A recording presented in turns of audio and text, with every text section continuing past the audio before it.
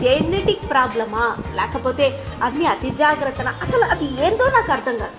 దగ్గరకు కూడా వస్తాడు స్లోగా. ఈ లోపల నాకు అతని దగ్గరికి వెళ్ళాలన్న కోరిక పుడుతుంది, చచ్చిపోతుంది, రెండు అయిపోతాయి. మెల్లగా దగ్గరగా అన్నం వండి సిమ్లో, మరలా టెక్నాలజీని పనికిరావు, కుక్కర్లు పనికిరావు, స్టీల్ కుక్కర్ కూడా వద్దు. ఎవడో ఏదో చెప్తాడు, అది పట్టుకొని కూర్చుంటాడు. వద్దు, పొయ్యి మీదనే అన్నం వండాలి అని తిప్పి తిప్పి తిప్పి, దానికి తోడు మళ్ళీ హెల్త్ కాన్షియస్. ఒక 21 ఏళ్ల జీవితం తెల్లన్నం చూసి పెరుగుంటాం కదా. మా ఇంట్లో నేను తప్పితే ఏది తెల్లగా ఉండదు.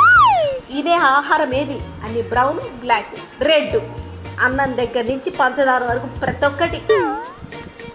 ఒక్కసారి ఎక్కువగా టీ తాగితే కూడా కొప్పుస్తుంది. అదేంటో పాలు తాగొచ్చు కదా, మరి పాలు తెల్లవేగా, అందులో మళ్ళీ ఆ షుగర్ ఏదో, అది ఏంటి బెల్లం పొడి, సారీ షుగర్ అంటున్నారండి, అయ్యో షుగర్, తర్వాత